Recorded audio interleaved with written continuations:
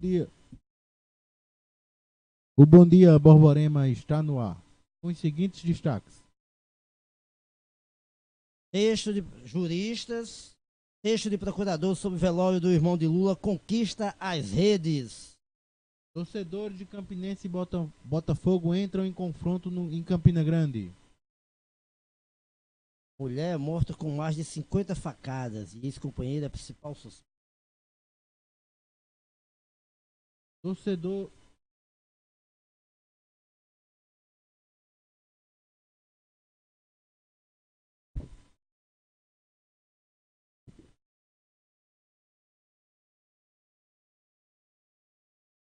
Juristas, advogados e acadêmicos repudiam um abuso judicial contra Lula.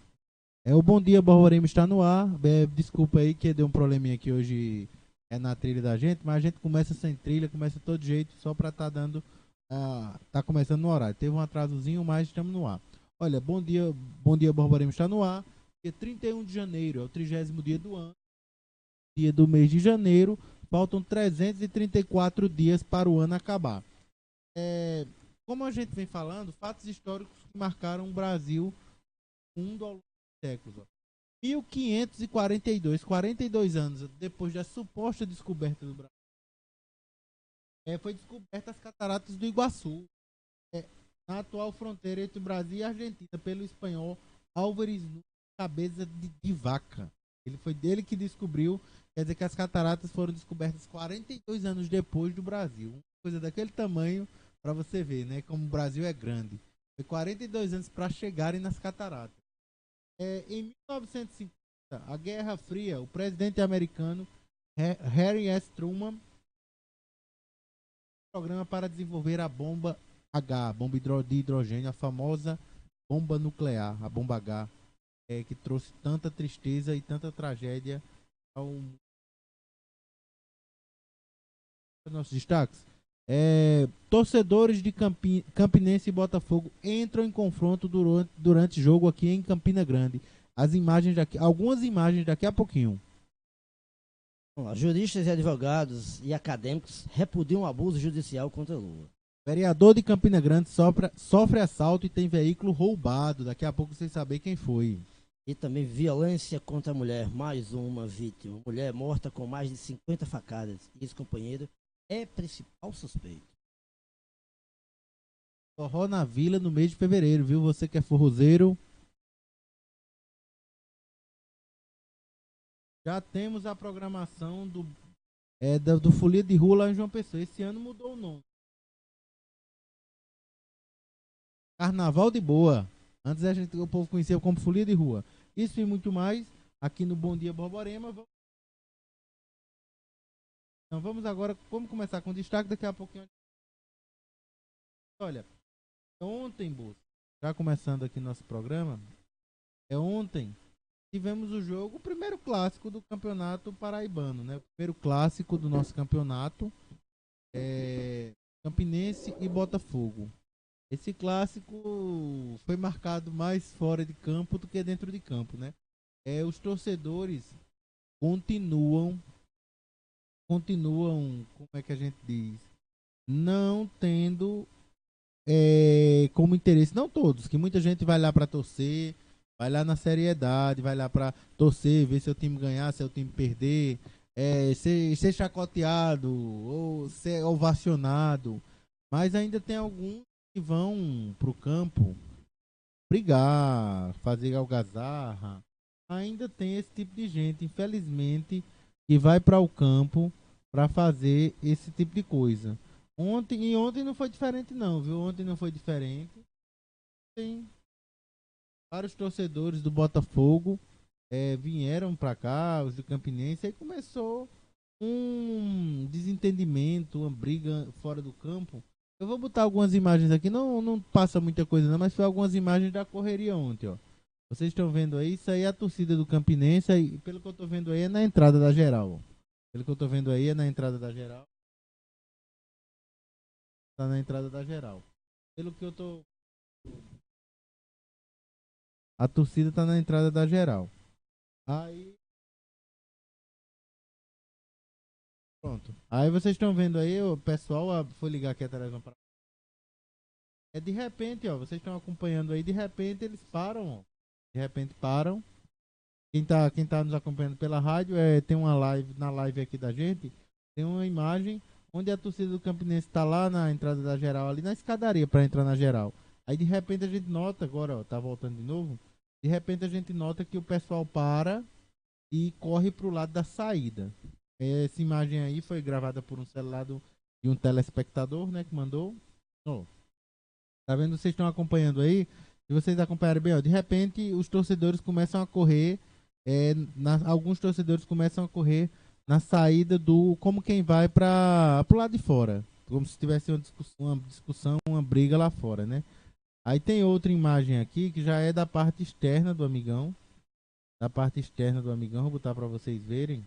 Ó, essa imagem aí foi gravada lá de cima, lá daquela parte lá de cima do amigão, quem conhece, ó, tem uns desentendimentos e o rapaz fala aí no áudio, que eu cortei o áudio para não atrapalhar, ele fica falando, cadê a polícia? A polícia não vem não.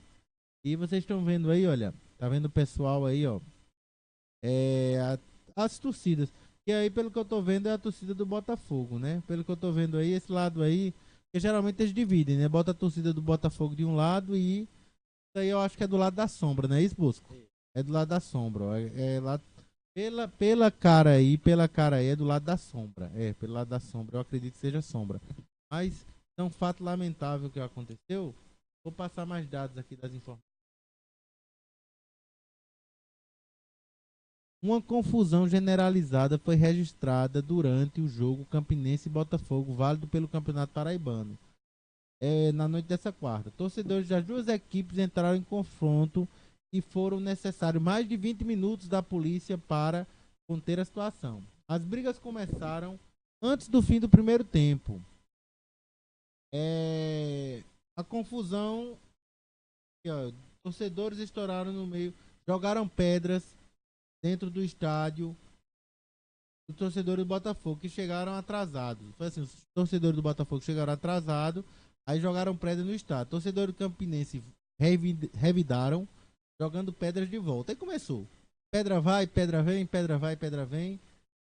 A confusão continuou durante o intervalo do jogo e torcedores campinenses estavam na arquibancada, tentaram sair para o estacionamento onde estavam os torcedores, mas foram contidos pela polícia militar. Dezenas de policiais montaram uma ação para conter os torcedores do Botafogo que estavam no estacionamento e arremessavam pedras e fogos para o estádio. Vários torcedores foram detidos e revistados pela polícia, porém o número de pessoas presas na atuação não foi informado até 11h30 de ontem, da noite, né? Desta quarta-feira. Antes do início do tempo, a polícia militar já havia controlado a situação e o jogo terminou 1-0. Botafogo 0 para o Campinense. Olha, esse tipo de atitude, eu vou tirar a imagem, mas esse tipo de atitude,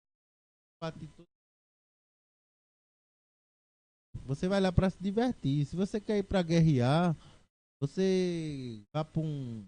Eu não sei nem para onde a pessoa vai se quer ir brigar. Porque ninguém quer ir brigar. Se quer brigar, vá para um MMA, né? Vá para uma rinha de briga. Vá para um canto assim. Porque é complicado. Tira o brilhantismo do clássico ontem, todinho sumiu. O primeiro clássico do Paraibano começa assim. Tomara que seja o primeiro e o último que aconteça isso, Busco. Não, olha só. Muito complicada essa situação de torcedores que fazem esse tipo de coisa. Eu, assim, fiz parte de torcida organizada aqui em Campina, nos anos 90, quando sou torcedor, e eu assumo isso, do Campinense, mas quando a torcida organizada passou a ser bandidos, e aí alguns que são bandidos ou agem como e aí não tem que alisar Campinense, 13. Eu acho que o próprio time deveria fazer o possível para banir esses torcedores que fazem isso dos estádios. E na minha opinião, eu acho que a Polícia Militar de Campina Grande tem como fazer isso aqui em Campina Grande. Campina Grande é uma cidade grande, mas só no nome. e um computador como esse, com a memória, com fotografia de quem registrar quem faz esse tipo, fez ou faz esse tipo de arruaça, esse tipo de confusão, esse tipo de baderna do estádio, e aí entrou, identificado, recolhe. Campina Grande tem condição de fazer isso com torcedores daqui de Campina e dos que vêm de João Pessoa, que geralmente são os mesmos que vêm para cá. Então, eu acho que a Polícia Militar, com um mínimo de estrutura, um computador como esse aqui, um notebook, né, que tanto o 13 quanto o Campinense poderia doar com uma estrutura boa de identificar quem faz isso e acabar com esse tipo. A praça de esporte, que é o estádio de futebol, é uma praça de esporte, de lazer. Não é um palco de confronto, de lutas, de briga. Quem quiser fazer isso, procure o local adequado. Essa é uma que eu tenho há muito tempo, não é de agora. Eu acho que é possível a polícia fazer isso com muita tranquilidade. Saber exatamente quem é que provoca e sabe quem fica ali naquela torcida, a facção principalmente, né? E aí quem provocar, bem como a facção, como também a torcida lá do 13, a torcida jovem, que vive em confronto. Quem provocar esse tipo de coisa, recolhe o cara, não deixa o cara entrar no estádio. Essa é a solução, né? E isso está sendo feito aqui. Eu vi também essa semana a entrevista, a semana passada, a entrevista de Levi Coupe com relação à torcida, né? Isso não era assim nos anos 80 e 90. É muito triste um estádio só com uma torcida. Aí não é futebol, deixa de ser, perde a alegria, o prazer que é o futebol. O tirar o sarro com o outro, brincar com o outro, né? Não é comportamento de torcedor. Essa coisa de ir para agredir, ir para o estádio em vez de ir para torcer, incentivar, vibrar, se alegrar, sair triste também faz parte da emoção do futebol. E aí, alguns indivíduos vão com intenção totalmente diferente, tirando toda a alegria e o prazer que é o espetáculo do futebol. O Brasil precisa aprender a fazer isso, porque os europeus já fazem. Por isso que hoje nós estamos deixando de, em muitos momentos, assistir o jogo de futebol nos nossos times, e estamos hoje torcendo por times europeus, por times da Espanha, da Itália, da Inglaterra, da Alemanha, porque tem um futebol vistoso e quem vai para o estádio vai para torcer, vai para incentivar, para viver a emoção do futebol. E aqui, muitos não fazem isso. Uma pequena parcela prejudica o entretenimento da maioria. Isso é fato, né? Isso é fato. E é necessário a polícia militar, o Estado, tomar uma providência com relação a isso. E eu acho que é possível fazer isso numa cidade como Campina Grande, onde geralmente quem vai para o estádio num dia de clássico, e muito hoje, geralmente dá 20 mil. Desses 20 mil, tem lá talvez uns 50, 100 que vão lá para tumultuar. E esses que já provocaram tumulto tem que ser recolhido, não deixar ficar no estádio. É isso que tem que ser feito. A Europa faz isso. E aqui em Campina Grande tem condição de se fazer. O primeiro que provocar isso fica fora do estádio, vai para qualquer lugar, fica num lugar no estádio sem ver o jogo. Mas é possível, eu acho que é possível fazer isso em Campina Grande pela dimensão que é Campina. Identificar esses indivíduos que fazem isso. Seja os daqui, seja os que vêm de João Pessoa. Das duas torcidas, não tem isso. Não tem que estar alisando A, B e C. Sou torcedor, agora eu sou a favor do esporte, do lazer. E isso tem que haver, é isso que se quer. Não se pode mais levar o filho para a praça de futebol com medo de que haja briga. Você não pode levar sua esposa acompanhando, que hoje as mulheres, né, mais do que nunca, estão indo ao estádio, torcer, não pode por conta de alguns indivíduos que podem fazer tipo de arruaça e vir a criar situações de violência. E é isso? Não, se vai para o estádio de futebol, se vai para um lazer, se vai para uma distração. E esses indivíduos estão fazendo isso.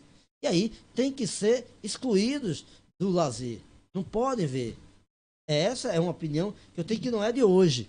E olha que eu digo, fiz parte de torcida organizada. Mas quando passou a ter um outro viés, aí não rola. Não é legal. Bosco, é uma coisa muito... É lamentável isso aí que vem acontecendo. Tomara, como eu pedi aqui, desejei, que seja a primeira e última vez que acontece isso no Campeonato Paraibano. Não esse ano, para sempre, né? Olha, Bosco, quem está nos assistindo agora, nosso amigo Carlos Mateus, Alisson Nunes, Heitor Nascimento também. Heitor Nascimento. Nosso amigo Heitor. José Péricles, professor Péricles, um abraço. Meu amigo Edgar Fernandes também, ele tá dizendo: bom dia, Bruno. Estou vendo e assistindo. E meu amigo Idelfonso Guedes, Dedé lá do Jornal Altiplano. Meu amigo Dedé, ele está nos assistindo, Edgar. Muito obrigado aí pela audiência de todos. Mas, Bozo, continuando aqui nosso programa, já que a gente começou com a parte policial, né, essa questão policial, quando a gente tenta aqui, vocês podem ver, vocês que nos assistem, a gente tenta fugir um pouquinho da polícia, porque todo mundo já fala, né? E polícia, como todo jornalista campinense faz, a gente bebe da fonte de Renato Diniz, que muita gente vai lá, mas não divulga. Mas quando eu pego uma matéria de Renato, eu digo, mas essa matéria aqui, eu já vi aqui, andei acompanhando, fuçando ali as redes sociais. Aí teve um vereador aqui de Campina Grande, meu amigo Bosco, que teve o carro levado. Para você ter uma ideia, a segurança, o bom é isso, que a violência no Brasil, atinge todo mundo, não tem isso. A violência no Brasil tá que nem a morte, vem para todo mundo. Uns são mais prejudicados, outro menos, porém todos estamos sofrendo com a violência. A prova disso foi o que aconteceu ontem à noite. Quer saber quem foi o vereador? Quem foi? Um vereador, um cara legal. Já teve por aqui? Cardoso, ainda não veio não. Ah, não veio por aqui ainda não. Não veio não, mas ele vem. Marinaldo é um cara muito acessível, muito acessível mesmo. Eu acho que é um dos caras mais simples que tem lá na Câmara. Muito acessível, vereador. Vereador de Campina Grande, Marinaldo Cardoso, PRB, sofreu um assalto nesta quarta-feira. Né? De acordo com informações da assessoria dele, ele estava na companhia da irmã quando foi abordado pelos criminosos. Os assaltantes roubaram celulares, outros pertences e o carro do vereador, que foi encontrado momentos depois. Marinaldo, ele é um vereador que tem uma atuação, é até estranho, porque Marinaldo ele tem uma atuação muito forte ali naquela região do Pedregal, ele é muito benquista ali naquela região e tudo. Aí geralmente, eu não estou dizendo que ele é ligado ao crime, mas geralmente, como ele presta um serviço social muito grande naquela região, o pessoal gosta muito dele, né? E fica, como é que eles falam? Ele é considerado, né? Considerado porque ele tem um trabalho, ele sabe o que eu tô falando, sabe quando eu tô...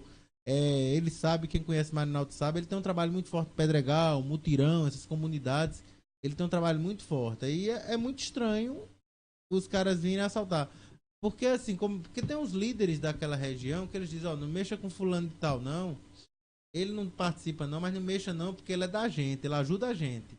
Também o pessoal sabe que esse pessoal que tem assim um tráfico mais forte, eles não gostam de polícia na área deles, né? Tem que evitar. Marinaldo é um cara que tem um trabalho social muito grande. Eu acho que desse trabalho dele, às vezes não é nem trabalho, às vezes a pessoa tá só se divertindo mesmo, porque a violência também não escolhe nem hora nem lugar. Mas fica aqui nossa solidariedade a Marinaldo Cardoso. E não vou dizer que fatos como esse é bom que aconteça, porque não é que a gente não pode desejar mal para os outros, mas quando chega nas classes de político, assim, aí eles vão tomando vão tomando mais cuidado com a população. Mas a gente só, porque também segurança não é dever do município.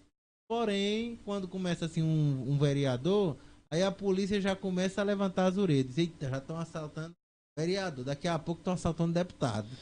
Mas é justamente isso. Tem que entender que ninguém está imune à violência. Eu me lembro de um caso, na época eu dava aula nos cursinhos aqui em Campina, e um fato repercutiu a nível nacional, o fato do Luciano Huck ter sido assaltado.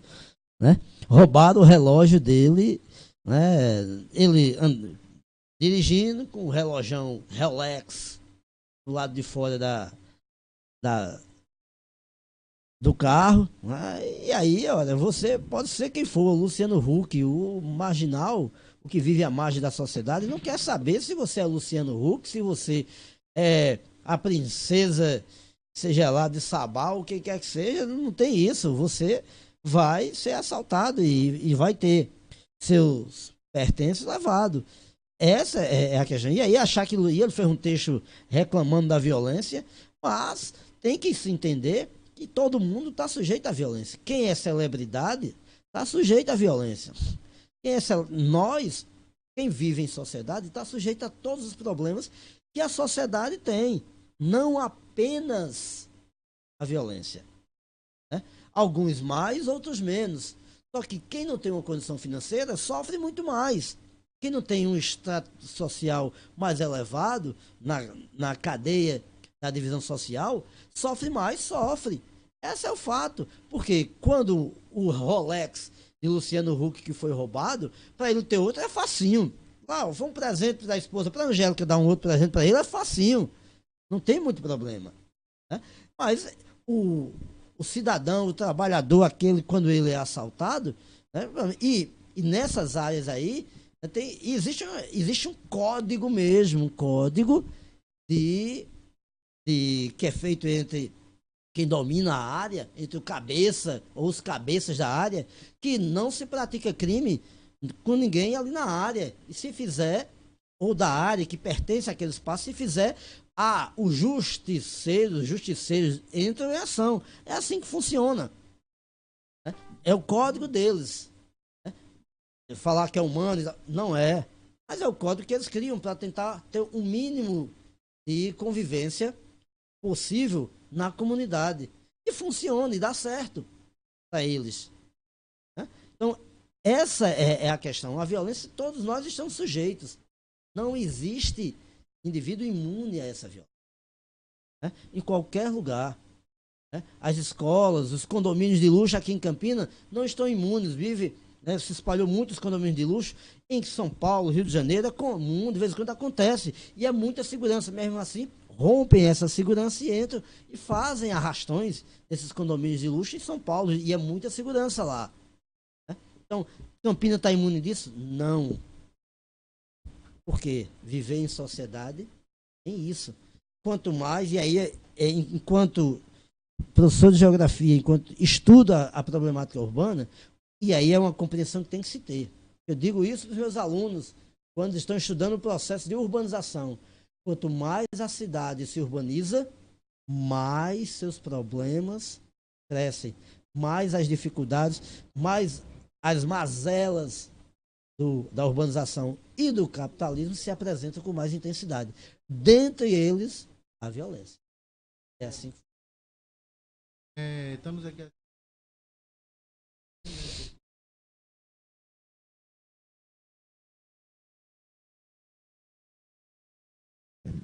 Falar perto do microfone, que Edgar disse que eu falando longe tá ficando ruim. Obrigado, viu, Edgar?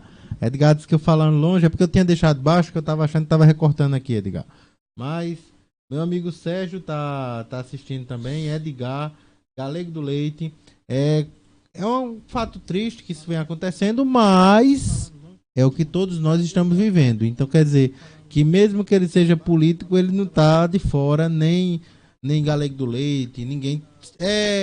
Somos todos cidadãos e estamos passando por esse tipo de absurdo, né? Absurdo também, Bosco. Eu acho que você já falei aqui essa área policial. Se voltar é só mais alguma coisa mais importante. Mas foi ontem, né? Ontem a gente, de anteontem para ontem, a gente viveu aqui no país, no Brasil, até um destaque que Bosco falou no começo do programa.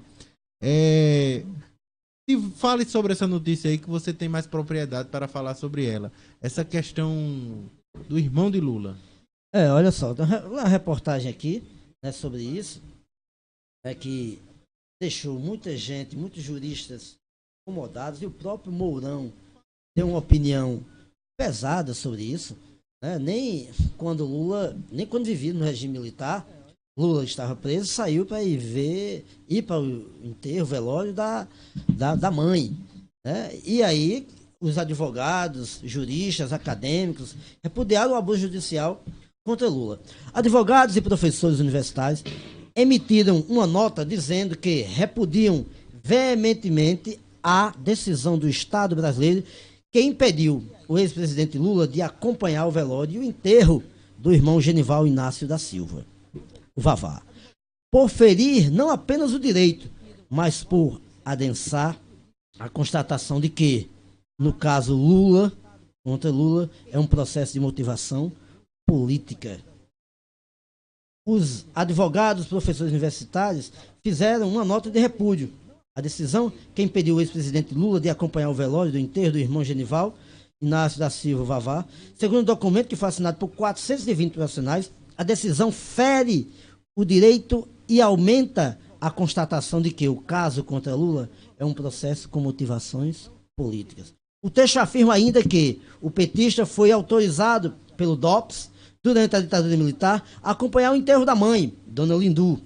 Hoje, nega-se a Lula o direito de prantear a morte de seu irmão mais velho. Um direito sagrado e inquestionável que centenas e milhares de presos no Brasil possuem. Os advogados argumentaram que Lula não deve ser tratado de forma mais benevolente que qualquer cidadão brasileiro. Mas a justiça não pode furtar-lhe o direito fundamental, a pretexto da incapacidade poderosa policial da Polícia Federal de assegurar seu legítimo exercício. Leia abaixo a íntegra da nota. Veja só a nota. O ex-presidente Lula não está preso. E se o STF não alterasse indevidamente a interpretação da Constituição brasileira, não deveria estar preso. Se tivesse direito a um juiz imparcial em primeira instância, não deveria estar preso, segundo os mais respeitados professores de direito penal do país. Mas, se nada disso importasse, se a lei, a jurisprudência, por qualquer razão, pudessem ser deixadas de lado, para condenar Lula, a única norma deveria ser a ele assegurada. Ninguém pode ser submetido a torturas, nem apenas o tratamento desumano ou degradante. Mais do que um princípio presente em todos os tratados internacionais sobre direitos humanos, trata-se de uma conquista ética da civilização, uma resposta às crueldades medievais e às ditaduras do século passado em face dos cidadãos condenados, independentemente da gravidade da acusação que lhes pesasse.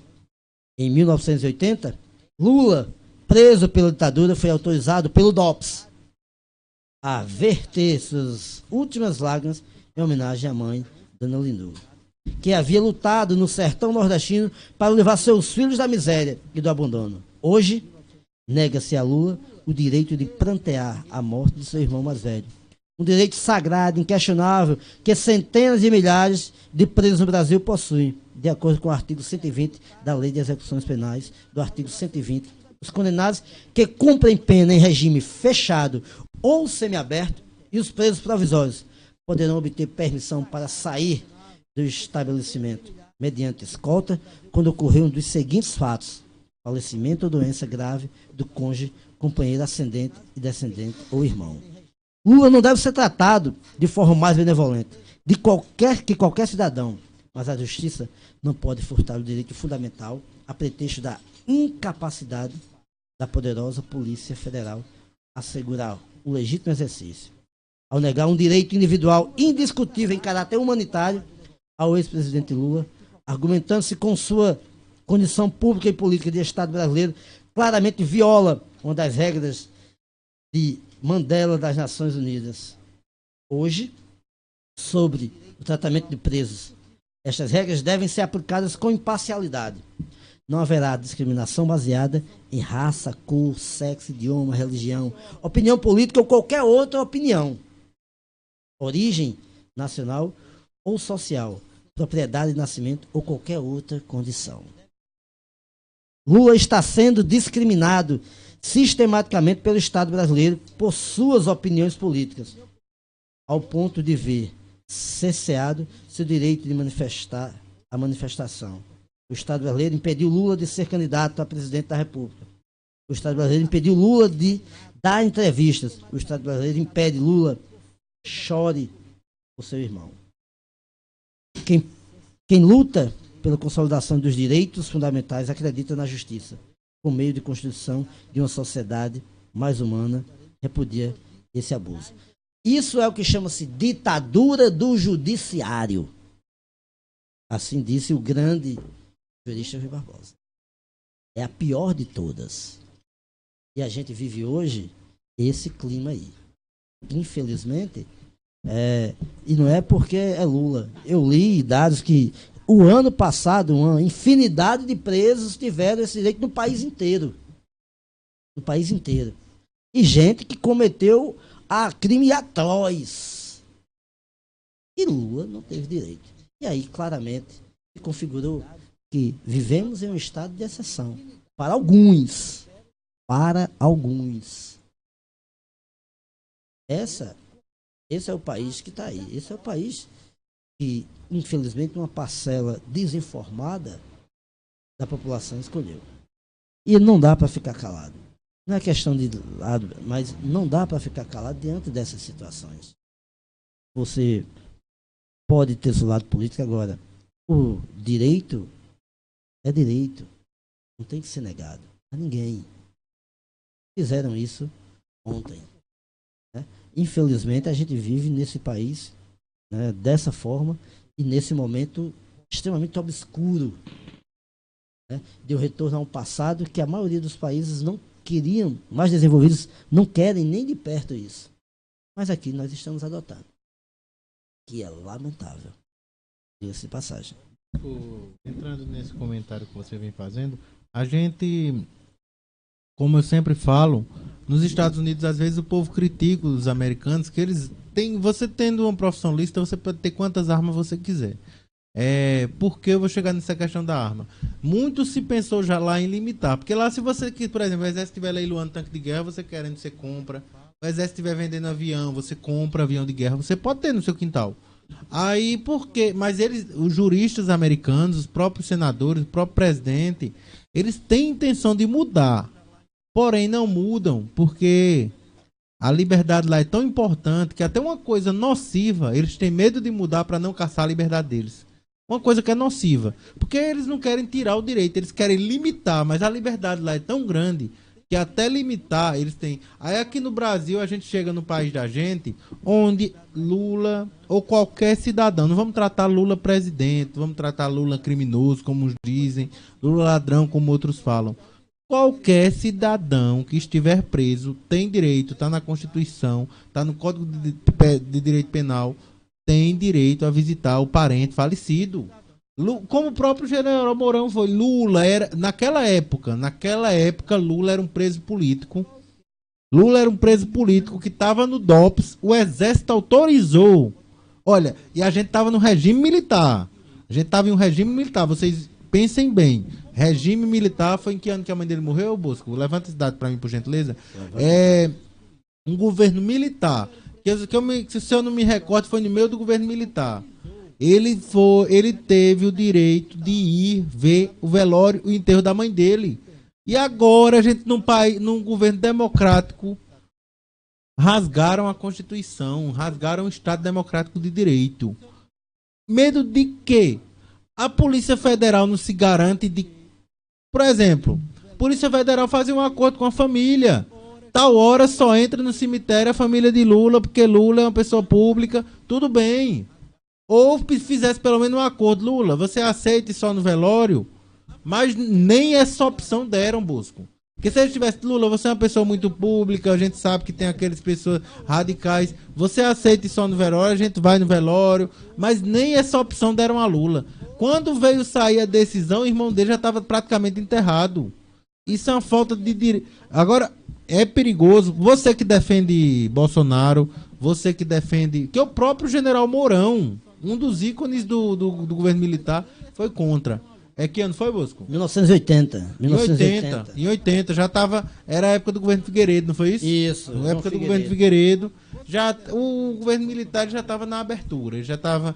Porque os militares, eles pegaram o governo e em 80 eles começaram a fazer a transição. Eles começaram a entregar o país novamente. Você pode ver que o general da transição foi Figueiredo. Você pode ver que ele começou a transição, que ele não era tão linha dura quanto os outros, né? Ele era mais maleável.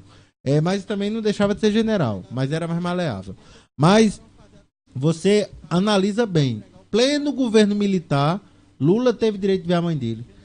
País democrático, com todos os poderes correlatos, executivo, legislativo e judiciário, sem nenhuma intervenção, sem nenhum tipo de problema, e cercearam o direito de Lula. Isso, como eu estava dizendo agora, vocês não tratem Lula não, porque isso, Se cercearam Lula, que foi o cargo máximo do país, foi presidente do nosso país.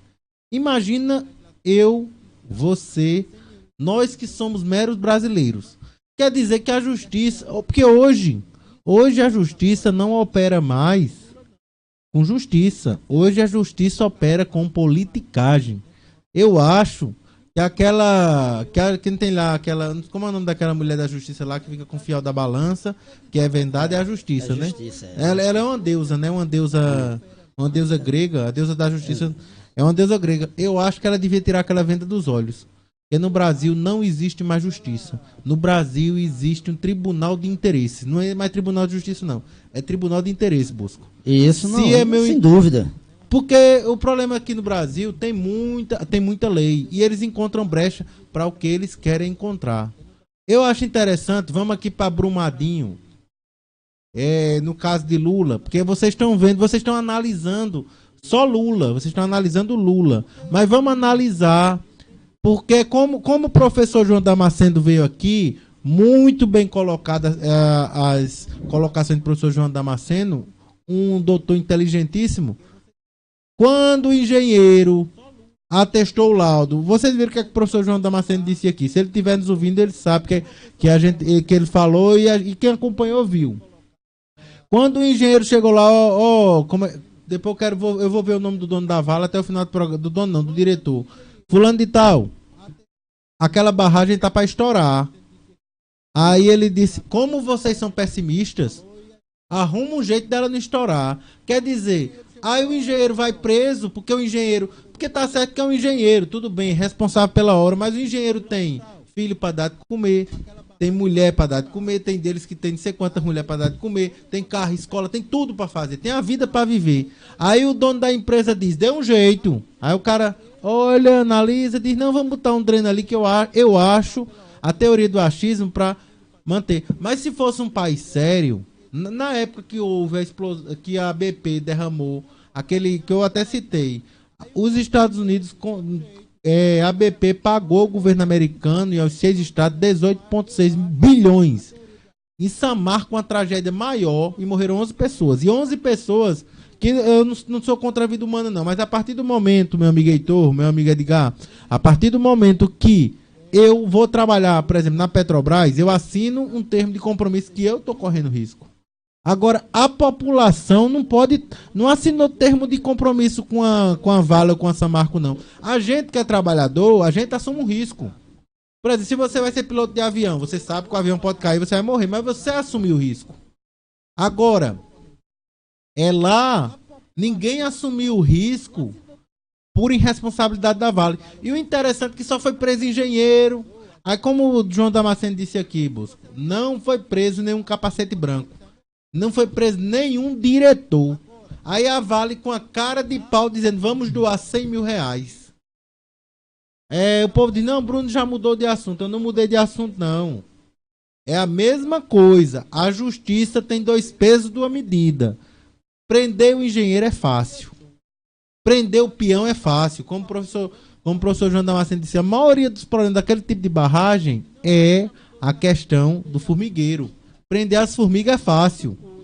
Atirar nas vaquinhas que estão morrendo afogadas é fácil. Mas prender um diretor de uma multinacional no Brasil é dificílimo. Impedir Lula de ver o irmão dele é fácil. Agora, impedir um diretor desse de sair do Brasil enquanto não resolver o problema é difícil. Quero ver impedir a Aécio de transportar no helicóptero o que ele quiser. Impedir Flávio Bolsonaro chegar por dizer que as investigações, que o assunto do COAF está encerrado e o judiciário acreditar é fácil. Agora, dar o direito a quem tem direito, que eu não estou querendo que solte Lula não. Era só para ele ter o direito de ver o irmão. E isso foi negado a ele. E se foi negado a ele, imagine a gente. Eu tô querendo. Agora, por quê? Porque não existe prova. Não tendo crime, não tendo prova do crime, não existe. Isso é fato. Isso é fato. E aí onde termina o aspecto o Estado democrático de direito que o nosso país está rasgando. Está jogando na lata do lixo. Como disse Bruno, aconteceu com Lula, pode acontecer com você ou comigo. Eu me lembro até quando teve a... Eu tava lá na Assembleia, lá em João Pessoa, Adriano era o presidente, aí teve aquela decisão que deputado... Quando o Lula foi preso, em janeiro, naquele período que Lula foi preso, onde deputado, onde poderia ser preso em primeira instância e voltaria pra... Aí quando falou assim, aí todo mundo ficou... Aí bateu palma, né? Aí Adriano disse... Amanhã, hoje sou eu, a gente que é deputado, amanhã pode ser você, amanhã pode ser você, amanhã pode ser o jornalista também. Todo mundo se calou. E foi uma reflexão interessante. Porque hoje ele pune Lula, amanhã pune a gente. Quer dizer, a justiça não está lá para ser cumprida em interesse, não. A justiça está para ser cumprida. A justiça está para ser cumprida. Não, porque ia gastar uma estrutura muito grande. Se Bolsonaro vier em Campina, tu sabe qual a estrutura que o governo vai disponibilizar para ele vir para Campina? Quer dizer, para um presidente pode, para um cidadão não pode. Como eu vi ontem na TV Paraíba, o menino Bosco, eu não prestei atenção bem qual era a doença dele. Ele tá com um problema de saúde que é uma doença. Depois vou até ver se aqui se eu encontro no G1 para estar comentando. Mas o Estado, já a Justiça já deu ganho de causa a ele, só que o Estado vai contratar a empresa para fornecer o remédio. Quando o remédio desse menino chegar, será que ele ainda vai estar vivo? Quer dizer, se fosse o governador, será que tinha isso? Será que ele não podia fazer um decreto de emergência, qualquer coisa? Se fosse o governo... Porque eu sei que muito governo manda você judicializar uma coisa, tipo de saúde, porque judicializando ele já não é mais processado por improbidade, né? Então quer dizer que se você não tem mais o perigo da improbidade, custa você comprar aquele remédio rápido para a criança não morrer? Inclusive, isso que você disse me lembra Bertoldo Brecht. Primeiro levaram os negros, mas não me importei com isso. Eu não era negro. Em seguida, levaram alguns operários. Mas não me importei com isso. Eu também não era operário. Depois, prenderam os miseráveis. Mas não me importei com isso. Por quê? Eu não sou miserável. Depois, agarraram os desempregados. Mas como tenho emprego, também não me importei com isso. Agora estão me levando. Já é tarde. Como eu não me importei com ninguém, ninguém se importa comigo. Isso, pronto. Gostei da colocação, viu? Gostei. Isso retrata bem o Estado de Direito do Brasil. É que a gente arrodeou para chegar aí. Que a gente não está se importando com outro, mas começa com Lula, que foi o cargo máximo do país.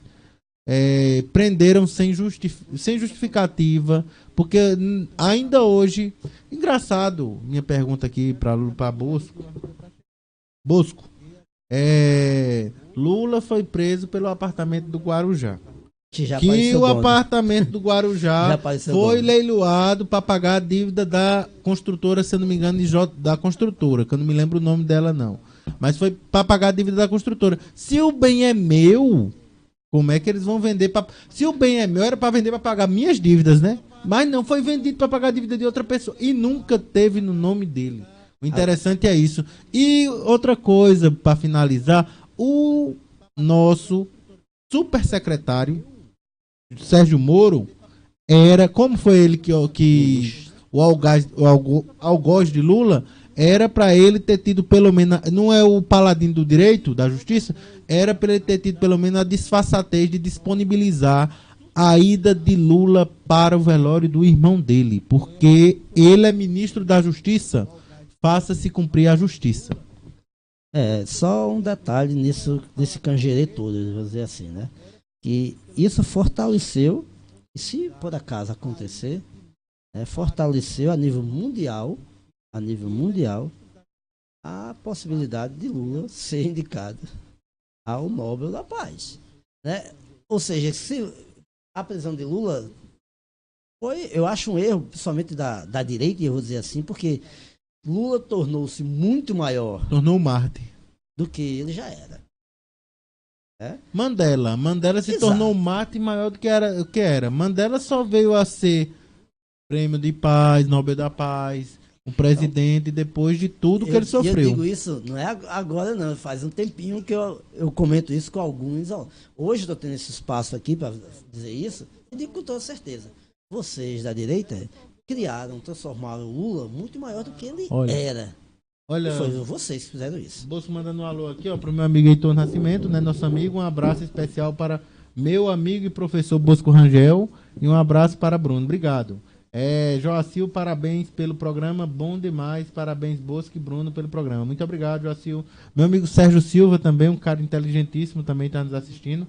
Rubens Nascimento, ele que é responsável pelo Fome Zero aqui em Campina Grande. Qualquer dia, já vou estender o convite aqui, qualquer dia trazer Rubens aqui para falar sobre o Fome Zero aqui a nível de Brasil. Também vai ter umas mudanças, né, Rubens? Aí depois eu vou marcar até com você para a gente falar em off, para a gente estar vindo aqui, para a gente estar debatendo um pouquinho sobre o Fome Zero, que é um projeto que transferiu renda para tantos brasileiros. Porque o povo fala, não, Fome Zero é coisa de vagabundo. Para alguns não vamos negar não. E o governo tem que fiscalizar mais? Tem.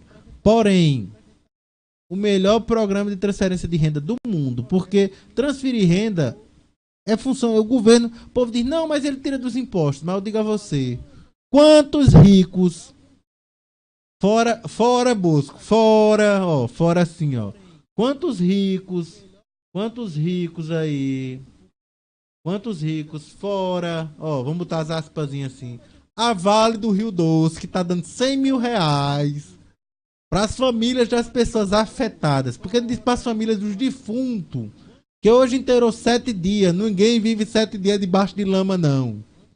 Se fosse debaixo de escombro, talvez você viva até mais, mas debaixo da lama, ninguém sobrevive 7 dias. Aí a Vale, com toda a bondade do mundo, não vai pagar indenização, vai doar 100 mil reais, Bosco.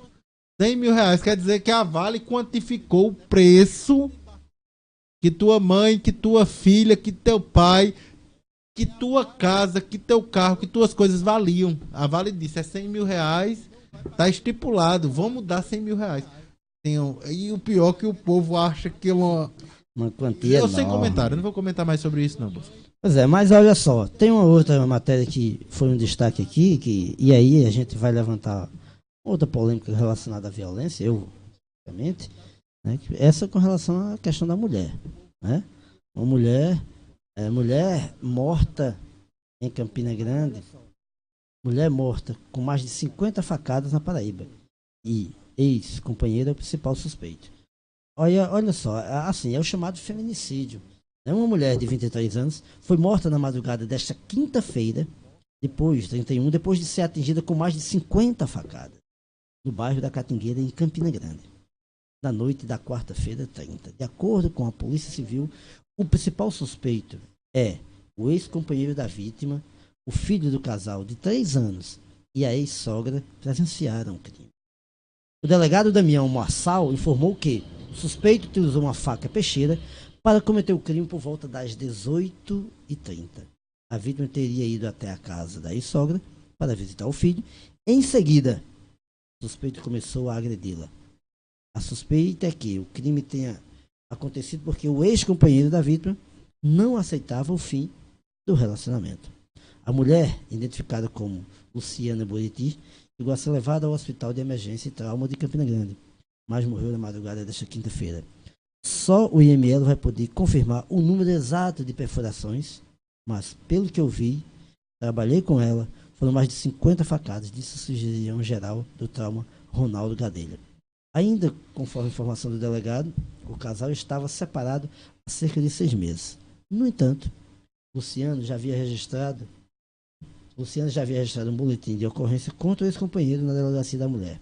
Até às 7 horas desta quinta-feira, o homem não havia sido preso. Aí olha só, a violência, e aí feminicídio, e aí quer goste ou não, e aí são chamados relacionamentos abusivos, né?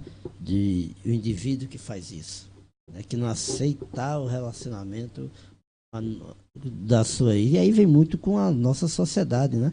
A visão extremamente preconceituosa, patriarcal, propriedade que os nossos antepassados nos deram, é que você não é obrigado a levar isso para a vida toda, né? Se a mulher fosse uma propriedade sua, ninguém pode ter, ou se não está dando certo, e o pior, na frente do filho. Isso é o que é pior ainda. E aí o feminicídio, a violência contra a mulher, só se amontoa. E aí a mulher é vítima dessa sociedade extremamente complicada, né? Extremamente hipócrita, que é a nossa sociedade. E a vítima, né? Isso aí, e o lado mais frágil da balança é justamente a mulher. Eu, assim, fico revoltado com a situação, né? Com casos como esse. Não sei por que esses homens, e aí, que não aceitam seus relacionamentos, o fim deles se desesperam de tal maneira para cometer tal isso. Eu não sei se é porque eu não vejo a vida dessa forma, tanto que não estou no primeiro, no segundo, no terceiro, quarto, já, e não consigo agir dessa forma com relação a pessoas de achar que sou dono, propriedade delas. É extremamente complicado e levar ao limite de cometer violência dessa maneira. Então, é extremamente vil a nossa sociedade. O que nós, seres humanos, estamos nos tornando. Extremamente complicado. Eu lamento muito, como dizia Lulu Santos, né? Se caminha a humanidade.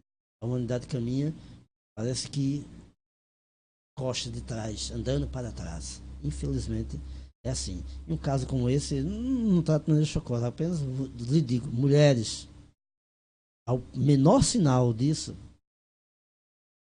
denuncie. Denuncie. Menor sinal que seja, tem que ser denunciada. Não pode permitir. Busco mandando aqui um alô, como a gente vai mandando aqui, ó, quem entrou, minha mãe é Dilza, tá assistindo, né? E a gente pode comentar sobre isso aí, é complicado.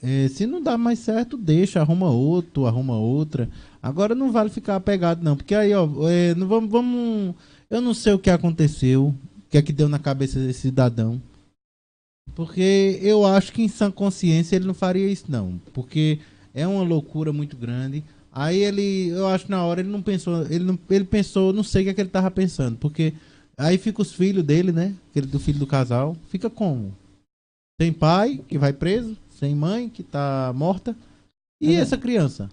É verdade. Vamos pensar no geral também, na sociedade, como é que fica a mãe dele? A mãe dela? Quer dizer, você não afetou com uma decisão errada, você afetou pai, mãe dela, pai, mãe seu, que você vai preso, filhos, se você já for um pouco mais antigo, netos, aí você afetou irmãos, você destruiu 2 ou 3 famílias, ou 4 famílias, dependendo da proporção, você destruiu muita gente. Por quê, rapaz? Um relacionamento que não dá mais certo, não dá mais certo. Não tem aquele ditado que a gente usa, a fila anda. Não deu certo, a fila anda.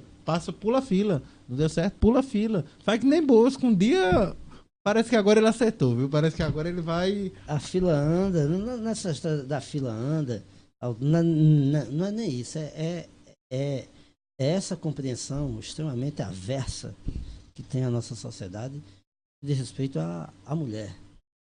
É muito complicado.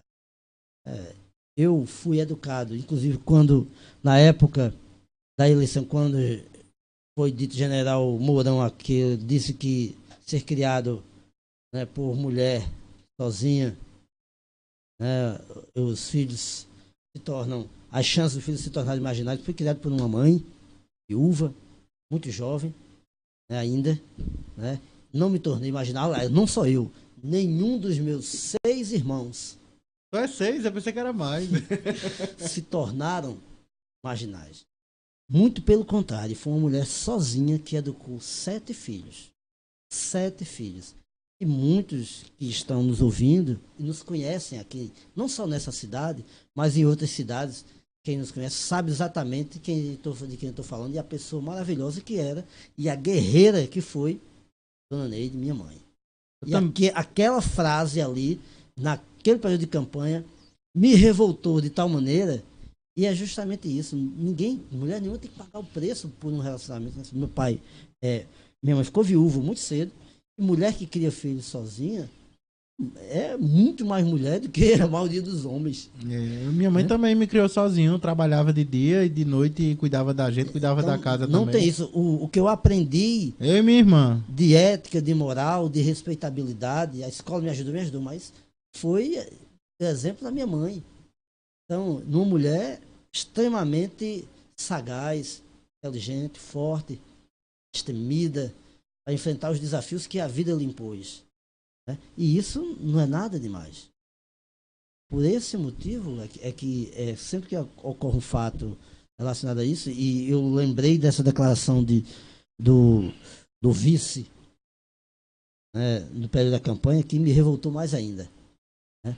E me deixou, abalou as minhas estruturas no que diz respeito a isso. Não só a minha, como de muita gente que foi criado por uma mãe sozinha ou por uma avó e dizer que tem as chances de se tornar marginais são grandes, né? Não se revoltou e eu fui um desses. Fiquei extremamente revoltado. Eu digo, infelizmente o nosso país e a nossa sociedade tem muito a evoluir. E esse nosso país e essa nossa sociedade, essa sim, está muito aquém do que pode ser chamado de ser humano. Mas, Bosco, olha, continuando aqui o programa, a gente. Vamos, como a gente tinha prometido no comecinho, deu um probleminha. Vamos soltar a previsão do tempo. Hoje Campina Grande apareceu nublada. Tá um tempinho nublado, olha, legalzinho. Mas o sol já tá bonito. Tá aparecendo, porque aqui dentro a gente fica meio, no popular do Matuto, né? A gente aqui dentro fica meio areado. A gente fica meio areado aqui dentro porque é muita luz, aí a gente não consegue. Se a gente ficar 3 horas aqui dentro, quando a gente sai, o mundo tá se acabando, aqui a gente tá em outra realidade, né? É verdade, porque a luz é controlada. Mas eu vou botar aqui a previsão do tempo que eu tinha prometido no início para cumprir o que a gente promete, né? Exato, vamos lá.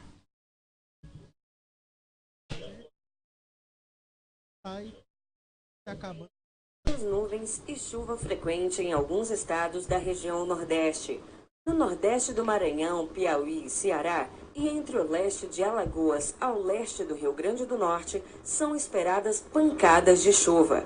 Tempo firme no centro-oeste da Bahia e interior dos estados de Sergipe, Alagoas e Pernambuco. Sol com chuva a partir da tarde nas demais áreas. Tempo parcialmente nublado durante o dia, com temperatura mínima de 16 e máxima de 38 graus. Já a umidade relativa do ar fica entre 30% e 95%. As informações são do Instituto Nacional de Meteorologia. Isabela França, o tempo e a temperatura. Viram aí o tempo e a temperatura, viram aí que vai dar uma oscilaçãozinha hoje, mas a gente já deu o tempo aqui. Se você olhar bem, muita gente já saiu para trabalhar, mas de tarde ainda dá para você ter uma ideia do que é que vai acontecer. Bosco, olha, tem uma matéria aqui que eu achei interessante para a gente fugir às 9 horas e 40 minutos. 9 horas e 40 minutos, faltando 20 minutos para a gente estar fechando o programa. A Andy confirma muito forró na Vila no mês de fevereiro. Para quem gosta de forró, a Vila do Artesão é uma boa pedida. Porque a Vila do Artesão tem um forró na vila, é forró o ano inteiro. Original, né? Isso. Esse negócio de baixo, bateria, e pandeiro. Isso. É o trio mesmo. Olha, a Agência Municipal de Desenvolvimento, ANDE, confirmou a realização do Forró na Vila no próximo sábado, dia 2 de fevereiro, tendo como atração Beto e Forró da Manguinha. O arrastapé tem entrada gratuita, acontece a partir das 2 horas na Praça de Alimentação na Vila do Artesão, em Campina Grande. Além das programações artísticas, o público quer visitar a Vila do Artesão para aproveitar o espaço público e conhecer o artesanato produzido em Campina Grande, degustar a melhor comida regional, usufruir dos serviços de beleza. São mais de 200 artesãos produzindo e comercializando seus produtos. A Vila do Artesão funciona de 10 às 18 horas de segunda a sábado. No domingo não funciona. Eu acho que devia mudar, devia ser de domingo a sábado, porque devia ficar na segunda de folga, porque a gente às vezes domingo quer uma programaçãozinha diferente e a vila tá fechada, né? Mas conforme o presidente da ANDE, vereador Nelson Gomes, Nelson que é vereador está licenciado, os visitantes devem lembrar que a vila tem muito mais forró. Não temos dúvida quantas ações do Forró da Vila elevam a visitação da vila. Além de sempre que podemos lembrarmos ao visitante das ações ter início. O negócio aqui tá meio confuso o texto. Mas, se você quiser acompanhar mais coisa, no Face, você vai Vila do Artesão. Vila do Artesão CG, você vai lá no Face, ou @Vila do Artesão no Instagram, e você vê toda a programação do mês de fevereiro. Mas aí podem ficar tranquilo, você que é o autêntico forrozeiro, tem forró na vila em fevereiro, viu? Fevereiro aí, a primeira atração que amanhã já é o forró Beto e Forró da Manguinha. Conhece, Bosco? Beto e Forró da Manguinha? Mas é só.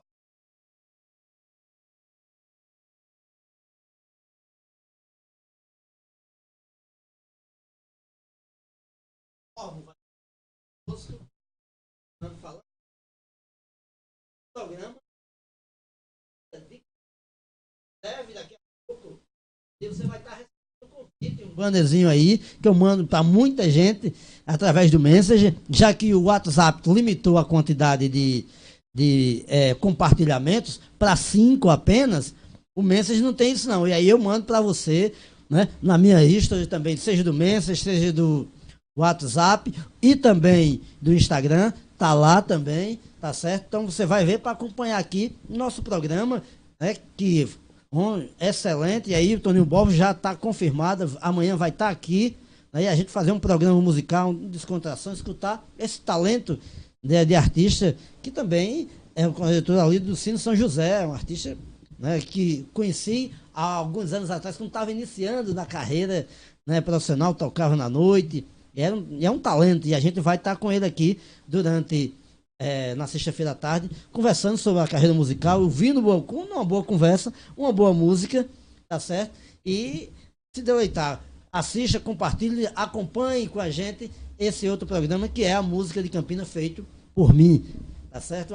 E aí a gente se encontra na sexta-feira de manhã aqui e à tarde no programa A Música de Campina, bem como também, antes do meu programa, você tem Edgar Fernandes no É Notícia. E hoje à noite, você, a partir das 20 horas, você assiste o Vitrola no ar. Vitrola, que é para o nosso amigo Carlos JR, que faz um programa relembrando as músicas dos anos 80, 70, 80 e 90.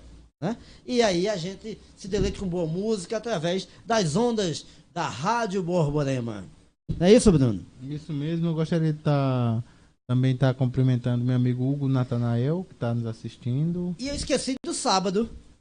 Sábado, sim, lembra o sábado aí. Sábado Fátima Silva aqui, né? A querida Fátima Silva, com seu programa Diversidade. Não, diversidade não, é versatilidade. Diversidade é no outro, na cultura. O versatilidade, como ela diz, mostra toda a versatilidade de Fátima Silva. Isso.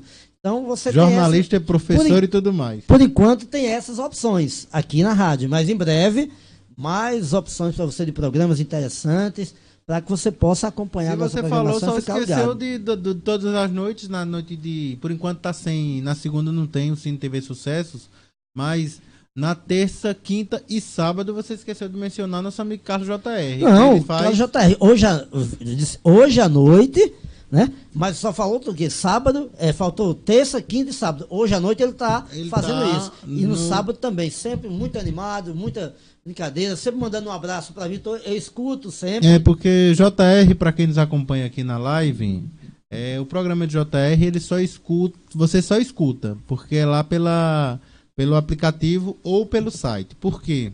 Porque o Facebook, tudo que tá bloqueando muita coisa de direitos autorais, aí ele tava tendo muita dor de cabeça, aí ele preferiu só pela rádio. Aí ele dá uma divulgadazinha. Se vocês quiserem também assistir, vocês instalam lá o aplicativo, que é Rádio Borborema. Pode pesquisar lá na Play Store do seu Android. E vai ter lá o aplicativozinho, só é baixar. Querendo, pode assistir pelo site radioborborema.com.br, pelo portal BC Media, bcmedia.com.br, ou pelo portal Sistema Nordeste de Notícia, snn.com.br. Você assiste nosso programa por todos esses meios. Você também pode participar aqui ao vivo, se você quiser ligar agora, participar pelo telefone, você pode ligar no Zap. Muita gente diz, como é que liga no Zap? Primeiro você vai ter que salvar o número na sua agenda, que o WhatsApp ainda tem essa limitação, você não pode digitar o número, né? Você salva o número da rádio na sua agenda aí, vocês querem salvar. Eu vou até botar aqui no Face, já para quem quiser copiar. Você bota 981855560, salva no seu celular. Aí quando quiser ligar aqui pra gente, você liga. Só é você ir lá, ó, clica lá no Face, clica lá no telefoninho e liga e participa aqui ao vivo, viu? A gente coloca você ao vivo aqui para falar com a gente. Se você quiser falar, qualquer um quiser falar, pode ligar. Agora, o ruim do WhatsApp é que tem botar no Message também. Se você quiser, você entra lá no meu Message da própria live aí que a gente tá fazendo, ou na rádio, aí tem lá o símbolozinho do Message. Você entra no símbolozinho do Message e bota chamada de áudio. Aí você fala com a gente também. Pode ligar pelo Message, viu, Bosco? Você pode ligar e tá participando aqui do programa. Pode ligar, dar sugestão, dica, falar, como no programa de Edgar Fernandes de tarde, a bronca do dia, meter bronca. Aqui a gente tá pra tudo, viu? Denunciar, que inclusive eu vou denunciar, mas eu vou denunciar. Eu não fiz imagem hoje, mas eu vou fazer imagem. Vou denunciar porque, olha, tá um caso sério aqui, de frente aqui à nossa rádio, nossos estúdios aqui. É um esgoto estourado aqui. Porque aqui, quem conhece as Malvinas, meu amigo Heitor também, que é das Malvinas, meu amigo Joveículo, que inclusive ele nem entrou hoje.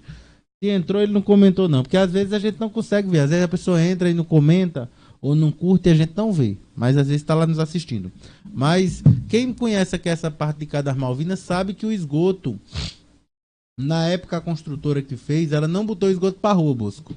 O esgoto é no quintal das casas, aí recolhe o esgoto das duas casas e desce para o esgoto da Cagepa. Porém, toda vez que o esgoto estoura, é sempre na casa de alguém. Mas tem uma casa aqui, que eu não vou dizer quem é não, mas se tiver nos assistindo já sabe. Tem uma casa aqui que é clássica, só estoura lá. Eu não sei por que causa, motivo, razão, circunstância. Aí a gente chama a Cagepa diz, vocês não podem chamar. Como eu disse uma vez, a Cagepa teve a cara de pau de mandar um carro com 2 funcionários aqui na minha casa para dizer que eu não podia pedir para ajeitar o esgoto, que o esgoto era nas Malvinas, morava na Dinamérica. Se vocês conhecerem aqui, o que divide é o meio da rua. Do meio pra lá é Malvina. Só que o esgoto corre pra minha porta. Então quer dizer que eles deviam dizer esgoto. Você não pode correr aí não, que aí é Dinamérica. Só que a Cagepa não faz isso. A Cagepa não dá essa inteligência ao esgoto. E podia dar essa inteligência ao esgoto, mas não deu. Aí a gente reclama, não pode porque lá é Malvina. Aí a gente reclama, não pode porque é dentro da casa dele. E por que vocês mandaram fazer um esgoto na casa do cidadão? Se é pra servir pra todo mundo. Eles fizeram. Não tem lógica, não. Eles têm que desentupir que todo cidadão campinense paga um absurdo de esgoto.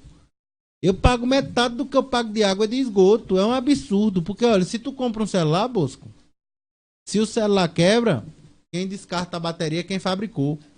Se tu compra uma bateria velha, quando ela não se estraga, tu tem que devolver porque o fornecedor tem que dar destino. Agora, tu compra água a Cagepa e a Cagepa te cobra para dar destino à água, e um destino muito mal dado, viu?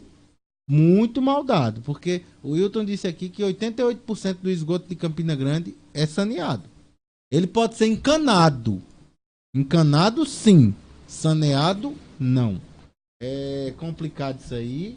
Muito complicado. Mas vamos aí as nossas notícias, né, que a gente já está chegando ao fim, né, do nosso programa, né, pertinho aí, só 9 minutos, exatamente 9 horas e 51 minutos, né, e a gente tem aí, né, um dos aspectos, tentar encerrar com algo mais suave, mais ameno, e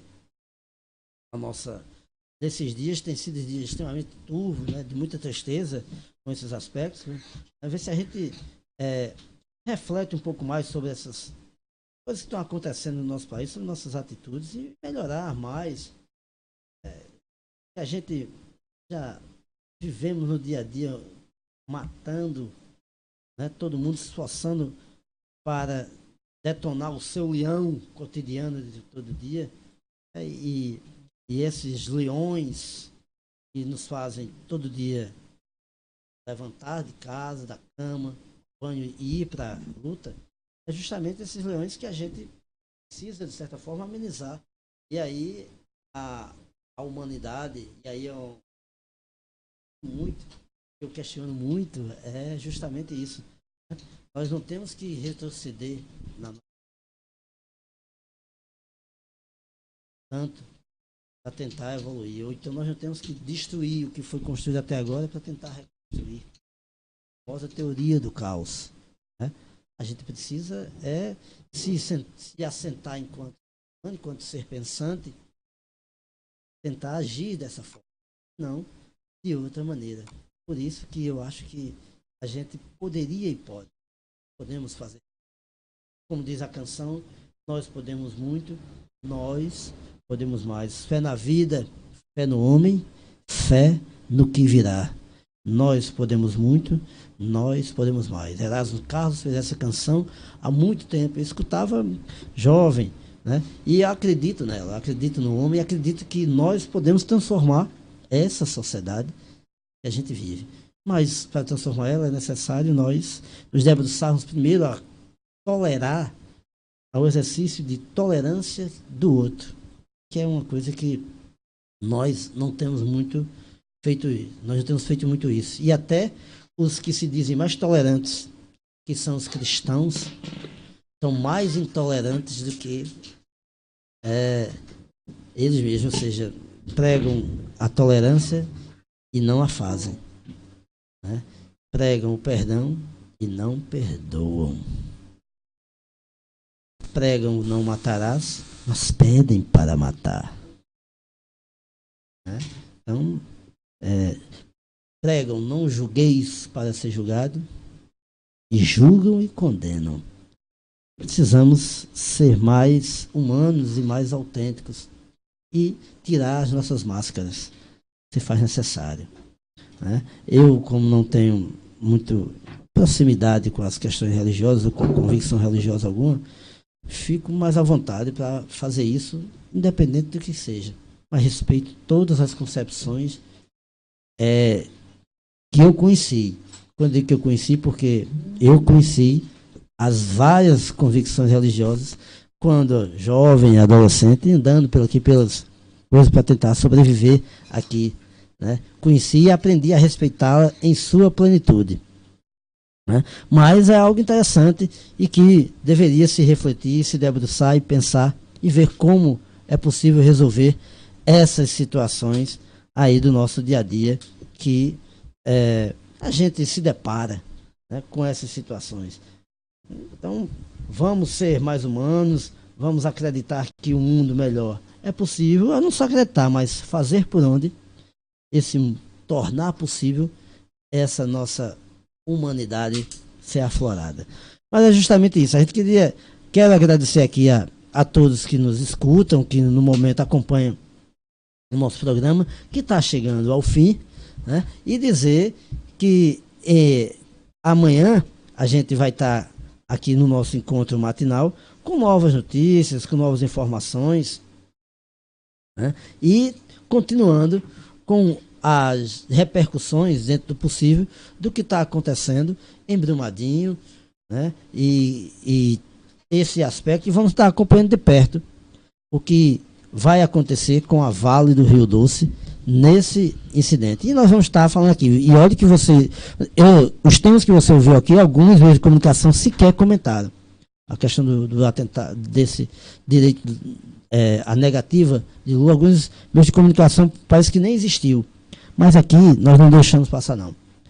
Tá? Aqui a gente fala, comenta, cada um dentro da sua compreensão, né? Mas com respeito ao outro. Essa é a principal, e com respeito à Constituição. Enquanto nós ainda podemos fazer isso.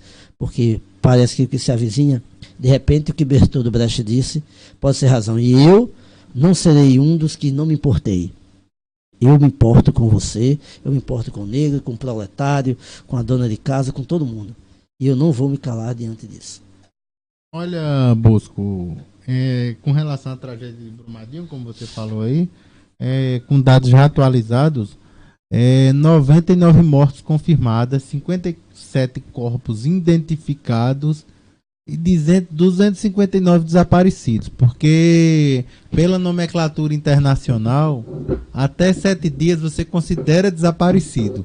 Você está debaixo de... Olha a lógica que a gente vive. Tá certo que são procedimentos internacionais, mas a família fica se alimentando de uma coisa, Bosco.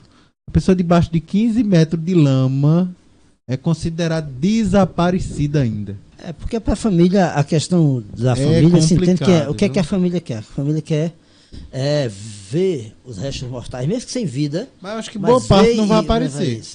E aí, claro, é complicado. Mas a gente vai ficar de olho, ficar atento ao que vai ser feito. Boa parte dessas pessoas é dada como desaparecida, mas hoje vão confirmar a morte de boa parte, né? Para finalizar aqui, olha, barragens mais perigosas do país estão abandonadas e oferecem risco a rio que abastece a Grande Belo Horizonte, ó. Tem outra barragem, 2 barragens consideradas mais perigosas do país ameaçam o manancial da região metropolitana de Belo Horizonte. As barragens 1 e 2 da mina Engenho em Rio Acima. As 2 aparecem na lista de Agência Nacional de Mineração com classificação A de risco. São barragens de rejeito químico também. Olha, são barragens que eles não podem tá se omitindo. Como aqui eu falei também, a TV Paraíba hoje fez uma matéria bem interessante sobre Camará. Camará foi uma tragédia, aqui uma tragédia anunciada também. Ninguém foi responsabilizado. Não, minto eu, só o secretário de Recursos Hídricos da época de Maranhão foi responsabilizado. Somente uma pessoa responsabilizada por uma tragédia daquela, que ainda hoje tem família que não recebeu nada lá, tá na justiça. Teve família que recebeu, perdeu tudo, Bosco, ali em Alagoa Grande. Foi? Recebeu só 3 mil reais, teve outro que recebeu 2 mil e perdeu tudo. Perdeu tudo. É complicado essa política do Brasil, mas como o Bosco tinha falado, a gente agradece a audiência de todos. Fiquem todos com Deus. Amanhã a gente vai estar aqui de novo, Bosco. Bom dia para vocês, bom dia, Bosco, e até amanhã. Bom dia e até amanhã. Um abraço.